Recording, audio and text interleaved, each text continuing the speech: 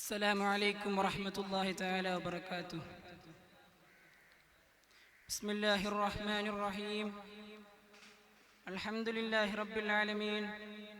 الصلاة والسلام على أشرف المرسلين وعلى آله وصحبه أجمعين. أما بعد. ഏറ്റവും ബഹുമാനവും ആദരവും നിറഞ്ഞ ഉസ്താദുമാർ, വിധികർത്താക്കൾ, അതുപോലെ തന്നെ മുതഅല്ലിം സുഹൃത്തുക്കൾ,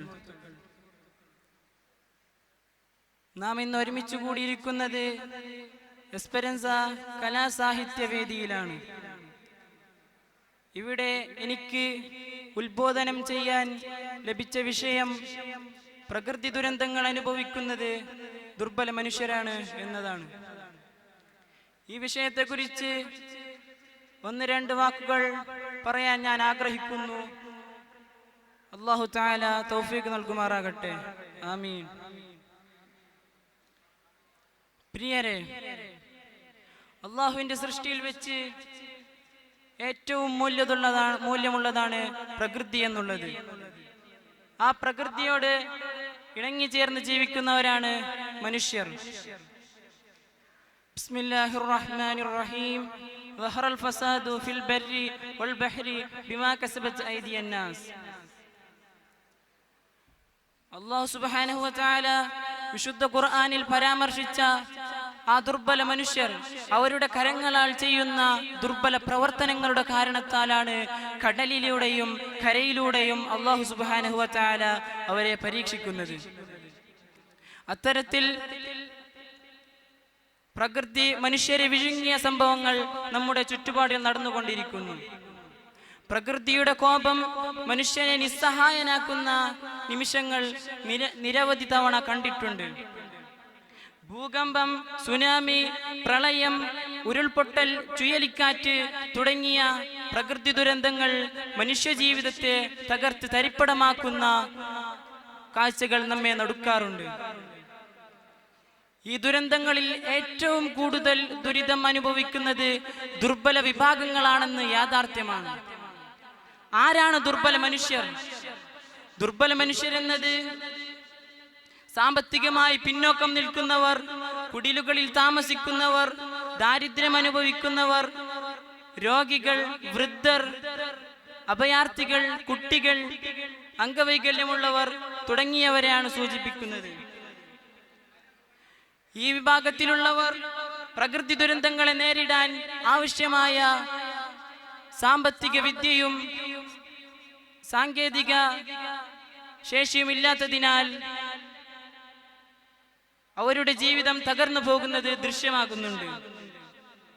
പ്രകൃതി ദുരന്തങ്ങൾക്ക് ശേഷം ദുർബല മനുഷ്യർ നേരിടുന്ന പ്രശ്നങ്ങൾ നിരവധിയാണ്. അതിൽ പ്രധാനിയാണ് ഭക്ഷ്യക്ഷാമം, രോഗവ്യാപനം, താമസ സൗകര്യങ്ങളുടെ നഷ്ടം. നമ്മുടെ കേരളം ഇപ്പോൾ അനുഭവിക്കുന്നത് അതിന്റെ തെളിവാണ്. മഴ പെയ്യുന്നത് സ്വാഭാവികം. എന്നാൽ അതിനിടയിൽ നാം ഇന്നും നേരിട്ടുകൊണ്ടിരിക്കുന്ന പ്രളയം, ഉരുൾപൊട്ടൽ, മണ്ണ് ഇടിച്ചൽ തുടങ്ങിയ പ്രകൃതി ദുരന്തങ്ങൾ, ഇതിന്റെ ഒരു വലിയ ഓർമ്മപ്പെടുത്തലാണ് വയനാട്, നമ്മുടെ കേരളത്തിലെ വയനാട് ഉരുൾപൊട്ടൽ. പച്ചപ്പിന്റെയും സൗന്ദര്യത്തിന്റെയും പ്രതീകമായിരുന്ന വയനാട് ഒരു നിമിഷം കൊണ്ട് തകർത്ത് തരിപ്പടമാകുന്നത് നാം കണ്ടു.